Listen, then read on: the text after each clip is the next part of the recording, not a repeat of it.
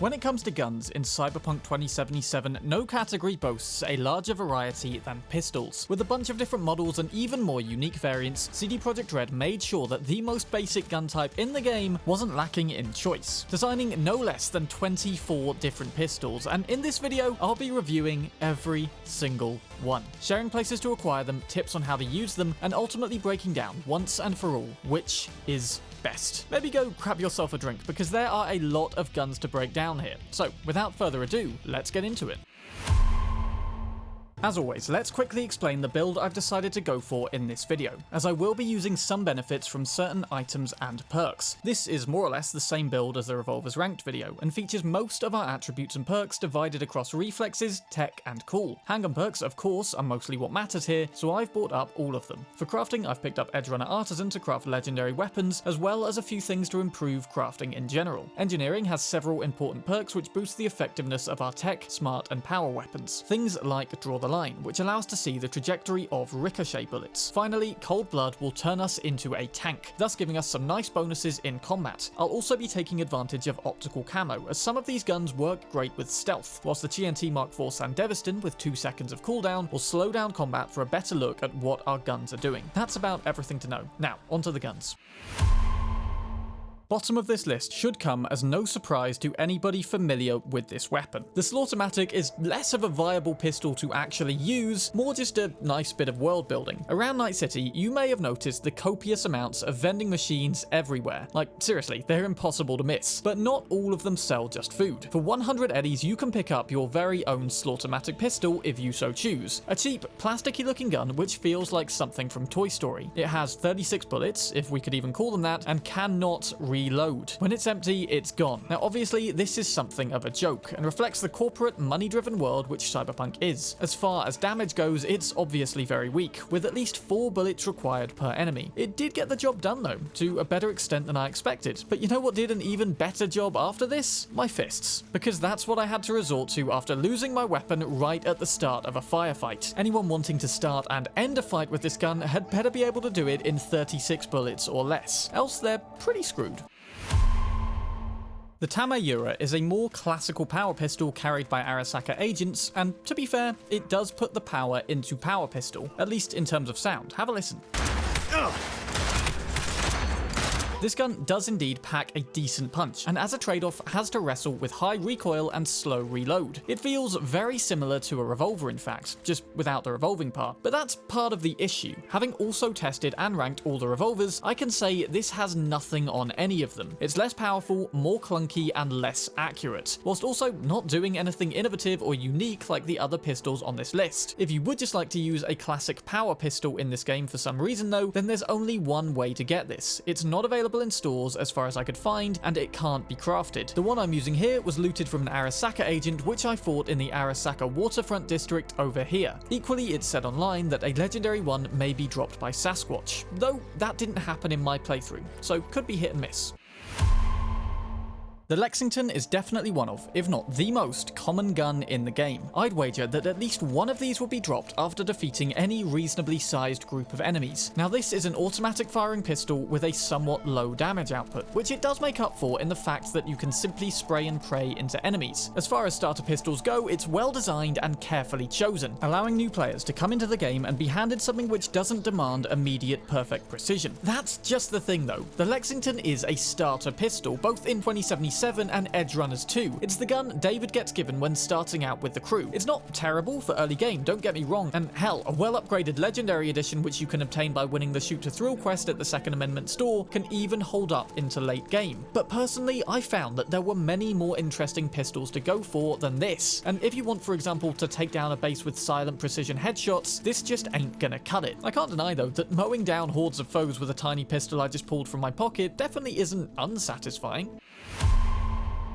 A slight step up from the basic Lexington, we have the Omaha, the tech equivalent of that gun. When fully charged, the Omaha will fire a triple burst shot, with each shot comprised of 3 projectiles. That's 9 chances to hit a target with each shot. However, it's also nice and compact, therefore being the weapon of choice carried by corpo civilians. The best place to buy this gun at legendary level is from the weapon vendor in Japantown, else you can craft one with the epic spec found during the suspected crime activity Wipe the Gonk, Take the Implants over in Coastview. Equally, this gun is pretty pretty common, and the chances of finding one out in the world are fairly decent too. It's a nice step up in modernness from the Lexington, and I quite like the charging sound effect that this gun has. It's more electrical and realistic than, say, an Iron Man hand cannon sound, and sells the technical realism of this gun a bit more for me. Biggest problem I had with it was that from longer ranges projectiles would scatter more, resulting in more misses. The limitation of a mid-range scope attachment makes perfect sense, of course, but it does make it tougher to aim at ranges where you really do have to be spot on and steady. Yes, this gun has a lot of recoil during the 3-burst shots, and continuing to track your target can be a challenge.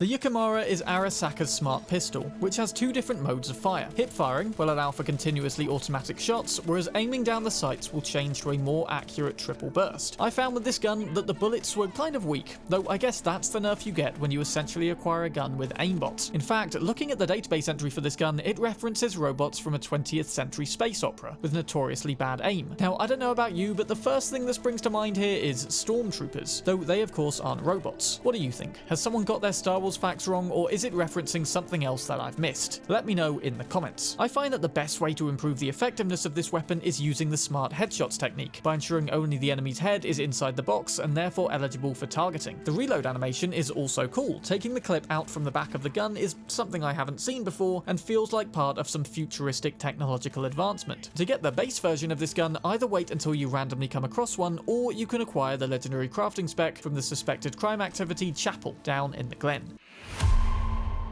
Next up, we have New, and despite the name, kind of looks more like a mashup of many pistols from today, which in 2077 would make it more old. Now, I accidentally referred to the Overture as a Desert Eagle in my revolvers video. Back then, I was getting my wires crossed. I was thinking of a Magnum, and I got the names mixed up. I'm sorry. However, I'm gonna dare to put myself out there once again today and say that this really is giving me big Desert Eagle vibes, or at least somewhere between that and an M1911. Either way, this gun is giving me Call of Duty nostalgia. It both looks and plays like the pistols from Modern Warfare 2, as far as I can remember. And I mean the 2009 one, not whatever this is. Seriously, stop calling things by the same name, it's confusing. Sorry, back to the New. My favourite thing about this gun is the sheer power that you can feel behind it. The New does both sound and handle something like a Desert Eagle, with equally high recoil to balance that. Seriously, look at this thing, it's waving all over the place, and is definitely a tanky power gun, rather than some suave James Bond Hitman style thing. Overall, I'd recommend this to those who missed the feel of weapons in older games, those who value nostalgia over optimized combat prowess. The best place to acquire this gun is from the weapon vendor in Rancho Coronado, though an epic crafting spec is also available from the Under the Bridge Cyber Psycho quest in Santo Domingo. Equally, the Valentino gang might drop 1 or 2 if you find and kill enough of them. Arasaka's basic tech pistol. The Kenshin isn't too dissimilar from Omaha, though this one has a lot less recoil and fires fewer projectiles. I found despite this, I was able to take enemies out in just as many shots, and simply found it easier to handle. With Arasaka being one of the leading companies in technological innovation, the charging of this gun does sound more futuristic, but then again, it's not too overstated, which I like. It's a nice middle ground, showcasing elements of both modern and futuristic pistols. My main problem with this one though is the fact that no legendary versions of the base gun seem to exist. What's more, its iconic counterparts have bonuses which far eclipse this version of the weapon. The Kappa is another smart gun, and it definitely looks like one. In fact, I wouldn't say this thing looks out of place alongside Covenant troops in Halo. It's a newer addition to the game and was only added in 1.6. As an unfortunate result, however, like with many other weapons added in that update, legendary tiers are seemingly yet to be found, with the best I could find being Epic from the weapon vendor in Arroyo. It may quite possibly be the best way to get your hands on this one as well, since I can't recall finding one out on the streets in, like, well, ever. For a little smart pistol, I've got to say, this thing felt like there was more power behind it than there ought to be, with the force of some shots often sending enemies flying. It's definitely satisfying to use, and looks very cool as well. It's also got the benefit of firing on 2 targets at once, which can help when targeting larger crowds. While some guns can target 5 or even 6 people at a time, I quite like how this one reins it back, since the damage output doesn't become so diluted as to be meaningless. Overall, Kappa is certainly a fun gun here, and perhaps I'm being a little harsh in rating it this low, but I think its difficulty to come by and lack of anything particularly innovative means it gets forced down the list by some very tough competition. Liberty is yet another pistol which still kind of reminds me of an M1911. It's a classic semi-auto and a little more refined than the new. Much lower recoil, but also somewhat lower damage. The better fire rate, however, does mean it pairs okay with a Sandevistan, as opposed to the new, which I'd call a Berserker build gun. It's very similar to the Unity pistol, which we'll get to, but also has a longer barrel, which supposedly increases range. For me though, I felt more like that took away from the punch of this gun. Don't get me wrong, it still knocked enemies down and was decent, just not quite as good as I was expecting. Canonically, this gun was designed in defiance of smart weapons, attempting to bring something of an edge back to classic handguns, and I'd say it certainly achieved that. There are a lot of amazing iconic variants of this weapon, but the base version, however, is a little underwhelming, and with the 4 iconics on offer, I'm not entirely sure why anyone would go with this base one. However, for those interested and with a lot of money to spare, head to the weapon vendor in Red Peaks for the legendary tier. Let's talk about Dying Light, an action survival game set in a zombie apocalypse. In this, you play as Dying Night, an iconic variant which can be acquired for free from the Second Amendment store the first time you leave your apartment in the game. Yeah, that was it. As the only iconic gun which is ranked uncommon, I think it's safe to say that CDProjektRed fully intended this to be the starter pistol. It boasts a 50% headshot bonus and 10% faster reload time, which encourages you to aim for the head right from the get-go. So you know in COD Zombies that the starter pistol is a piece of crap, but if you hold onto it for early rounds, you eventually pack-a-punch it into the awesome dual-wield grenade-firing Mustang and Sally? Well, Dying Light isn't like that at all, which is a shame because I think a crazy upgrade later on would have made this gun a lot more worthwhile and interesting. What you can do though is upgrade it to Legendary with the Edge Runner Artisan perk, which basically just brings up all the stats. It's certainly a cut above the regular Lexington, and considering you get it early for free, I don't know why you wouldn't stick with it. You can also get decent burst ricochets by rapid firing once you've found the right rebound points. Overall though, it is just, in my eyes, a starter gun, designed as such and can't compete with weapons we'll find later. The Unity, as I mentioned, is supposed to be the lower quality predecessor to Liberty, but I'm gonna disagree there, as I personally found Unity the better of the two. For me, Unity represents the quintessential everyman pistol. It encompasses everything which springs to mind for me when I think of a basic handgun. It's a mid-tier gun with middling range, firing with average power, which results in an acceptable amount of recoil. The name Unity comes from its mission to unify the people of Night City. There's nothing quite like teaching those around you of your peaceful ways with deadly force. I love the description, where it says with this gun you can win any argument forever. Not with evidence and reasoning of course, but rather just by shooting the other person so they can't argue back. The legendary version can be purchased from the Second Amendment store in V's apartment building, same place we acquired Dying Night, and this in my opinion is a better alternative to that gun, though of course that depends if you value precision shots or burst fire. Equally, you could craft your own with a spec looted from Kaiser Herzog from the no license, no problem scanner hustle in Watson. Now, I'm not sure how many people can claim to be wielding the gun that once shot them in the head, but that is exactly what we're doing when we go back to the junkyard to pick up Plan B off the body of Dexter DeShawn. Plan B is one of the many iconic Liberty variants I spoke about, with its unique feature being that it uses Eurodollars as ammunition. Every shot costs an eddy, which removes the fear of running out of ammo and replaces it with the fear of going broke. I'm not sure which prospect is worse, to be honest. I suppose it depends on the scenario. Now, please don't ask me how this system works in terms of the laws of conservation of energy, because I have no idea. Only interesting thing I've picked up on is how Victor says this gun shot us with a low caliber round. It's quite funny to think that V was somehow shot in the head with some physicalized version of a dollar bill, but I guess it's always about money in the end. Despite the alleged low caliber, this gun performs perfectly well in combat with even an increased bleeding chance to help finish off foes. It feels somewhat similar in gameplay terms to a regular Liberty, in fairness, though did feel a bit more powerful in terms of, well, power. I guess the question of whether this gun is better or worse to use for you boils down to how much money you have. It's capitalism personified by a gun.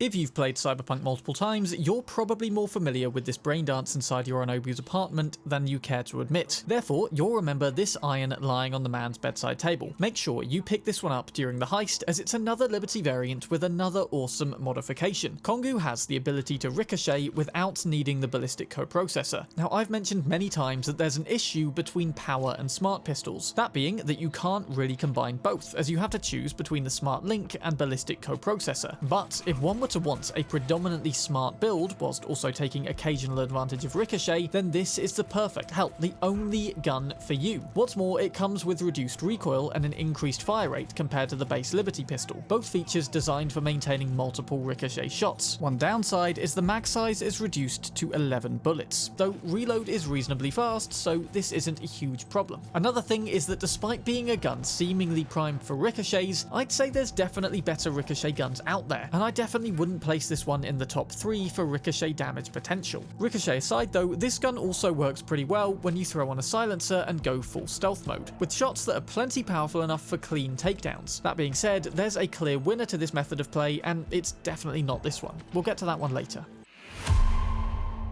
Now, what do we have here? This design seems familiar. Oh right, that's because it's our third iconic Liberty variant. Honestly, if the devs love this gun so much, why don't they just marry it? Is that legal in Night City? I don't know, maybe Skippy's programming is complex enough for some kind of two-way union? That's a pistol at any rate, then it's not too much of a stretch to get to the Liberty. Seraph is rewarded by Sebastian Ibarra after completing all his gigs. Now, this gun is fire. Seriously, that's its whole thing. With every consecutive shot, it increases the chance to set enemies alight, quite dramatically. Now that fire looks way deadlier than normal, but whilst it may look that way, these flames deal absolutely no damage by themselves, which is bizarre. Instead, when someone sets on fire like this, it means that our bullets from this gun will deal even more damage. Kind of feel like it makes more sense for them to just burn to death at that point, like normal thermal damage would do, but I don't know. I guess it's cool to see hordes of flaming Arasaka agents running towards you, maybe. Also, you can't use mods to boost the chance of setting them ablaze, so don't get any ideas about finding some major fire exploit with this gun.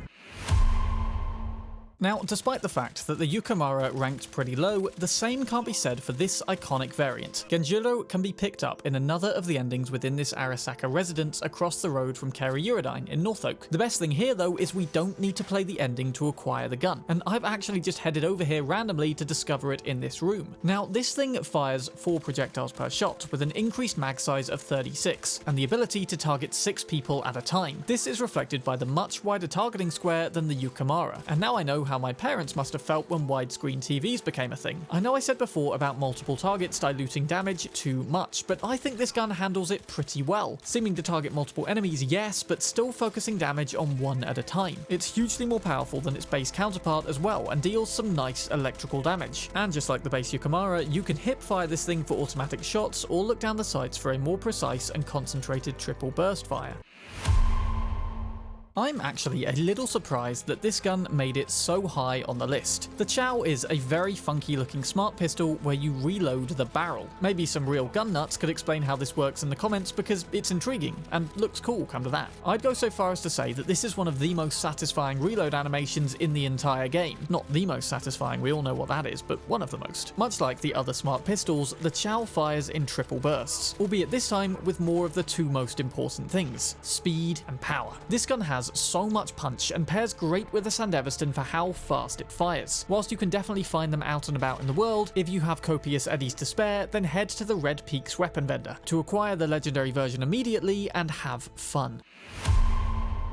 The other day, in the Assault Rifles video, I complained that Rogue's gun Prejudice was not transferred to the player's inventory after completing the game. Fortunately, that's not the case for her pistol, Pride. Again, another Liberty variant, though I'd say this is easily the best of the bunch. With a boosted crit chance and headshot bonus, it encourages you to aim for the head even more, and is rewarding when you do. It also has a 5% chance of applying a 4-second stun, much appreciated both in thinning out large groups, and more importantly, taking on bosses and cyberpsychos. That being said, since it's only available after completing one of the game's endings, you might not have many high-powered enemies left at that point to worry about. Ultimately though, what makes this gun special to me is the means by which we come to acquire it. I'm not going to spoil anything here, but for those who know, well, you know. Jackie, Jumba, I'm sorry. What happened to you just... Well, I'm blaming Delamain personally, or whoever programmed Delamain, I'm just saying. Still, I'm glad I sent you back to your mum, as that was the only way I got my hands on your iconic new pistols, El Chingona Dorada. I will wield them, Jackie, in your honor, though only one at a time apparently, since the game forbids dual wielding. This gun, or guns, sports a faster reload time and a pre-installed compensator, which doesn't count towards a mod slot, usefully. This makes the gun automatically better primed for ricochet, since compensators improve angles and increase damage damage. It also has a good chance to stun and to burn. Look, this weapon has a lot going for it, and I'd seriously recommend it still despite being in this position. It's just that competition is seriously tight here, and it's honestly so tough to pick what should go where. Now, despite the fact that a compressor is permanently fixed to the end, there's still nothing to say that you can't attach a suppressor, which removes ricochet, sure, but opens whole new avenues for stealth. It's a great gun for many scenarios and perfectly befitting of a Night City legend like Jackie Wells. Now, if you chose the Corpo life path, then I'd argue that this is the best benefit you get from it. Apparition is a Kenshin variant acquired during the quest War Pigs, but you can only actually get it provided you either kill or incapacitate Frank Nostra. Diplomacy is not an option when acquiring this gun, though I'd seriously recommend it, particularly for early game before you become a mental god. That's because when your health drops below 20%, a range of benefits kick in, such as 15% increased fire rate and reload speed, and 50% extra physical damage. But aside from that, even at full health, this is just a really freaking good tech pistol. The charge speed is just right with how long you need to aim for the head, whilst wall piercing is something else. And look at these crit numbers, this thing feels like a wannabe Comrade's hammer, and I love it. In fact, I'd probably have definitely ranked it higher if it wasn't made unavailable for 2/3 of the player base. But if you're starting a new playthrough again soon and haven't played Corpo yet, then do it. Just for this, if not for anything else. Whilst Apparition is locked behind your starter class, Chaos is a Kenshin variant which isn't, and can also be acquired very early. If you kill Royce in any way during the pickup, then he will drop this gun. Chaos is, well, it's chaotic to sum it up in one word. Every time this gun reloads, it will alter the damage type and crit chance. 1 second you'll be dealing high crit fire damage, and the next will be low crit poison. The best way to reap the benefits of this gun is to discipline when you reload. After each shot will keep it fresh, but cycle off good stats just as quick as bad ones. Whereas reloading when you don't land a crit and holding on when you do could be a tactical way to go about this. What's more, this gun fires way faster than the other Kenshin variants. Like, the speed almost feels like one long shot as opposed to 3. Also, I find later in the game where you become super powerful and combat gets kind of easy and boring, seeing what damage type you'll get on every reload does keep things a bit more fresh and interesting. Just bear in mind that by killing Royce, you lock yourself out of getting the Doom revolver later on, which I ranked at number 2 for revolvers. So you've got to choose what's more important, a less extreme gun equivalent of the Wabberjack or an homage to the Doom franchise. Whilst companions are a staple for games like Skyrim and Fallout, CDProjektRed tend to keep their combat as a pretty solo affair. Outside of a few missions, we the protagonist are often forced to go it alone, often with nobody to share the experience with. But I can honestly say I've never seen that problem solved as creatively as this before. Skippy is a smart gun, in a stronger sense of the word than all the others. Having been programmed with an onboard personality, Skippy will often make funny quips to keep you entertained during combat. The vast majority of murders are committed by men, just like you. Oh, and he also says this a lot. Bum bum be dum bum bum be dum. Skippy can be acquired very early on in the game down in this alleyway over here in Vista del Rey, and if you choose Stone Cold Killer mode when prompted, he will aim specifically for the head every single time. Just be careful with this one. As fun and unique of a gun as he is, Skippy certainly has a strong personality and will often do things such as firing on his own accord or deliberately missing all projectiles for seemingly no reason. Oh, and also bear in mind that after a time, Skippy will ask to be returned to Regina Jones, who it turns out was his original owner. This will result not only in losing the gun, but I'd hope by then losing a friend. Overall, Skippy certainly can't be relied upon when planning a long-time build, but he's certainly a unique and original idea. He's more than just a decent pistol, but also arguably the closest thing this game has to a combat companion.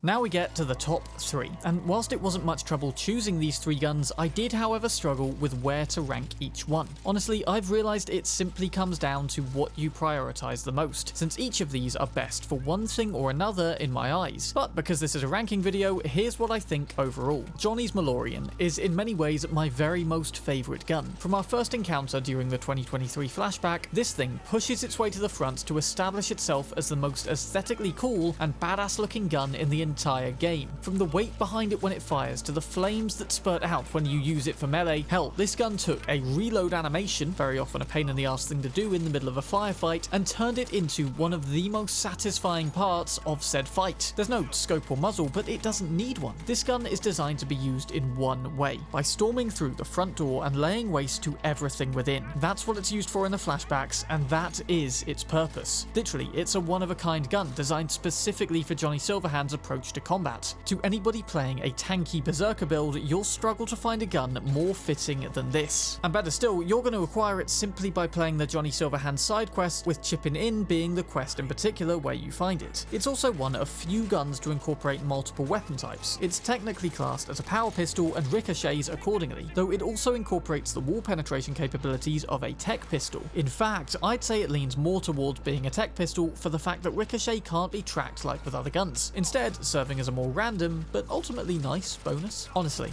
name a more badass feeling gun. Everything, right down to the reload animation, feels cool. And although it's not a revolver, it definitely feels like one of the most cowboy-esque or potentially action hero guns. I definitely can't help but feel that there's a Mandalorian reference in here somewhere. You know, what with that also being a space western.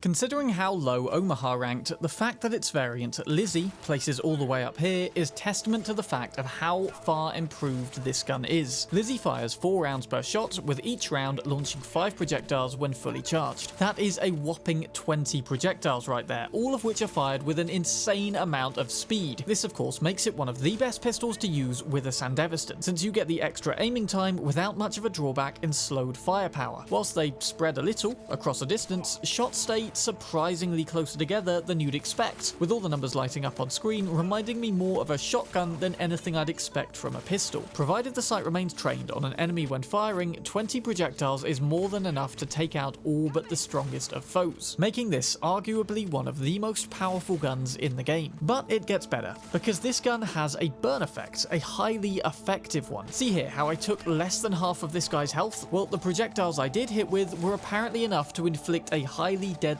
amount of fire damage. Oh, and did I mention how easy it is to get this one? Head down to Judy's Den after the automatic love questline has started and you'll find it in the middle of this table here. Go and pick it up right now and see for yourself.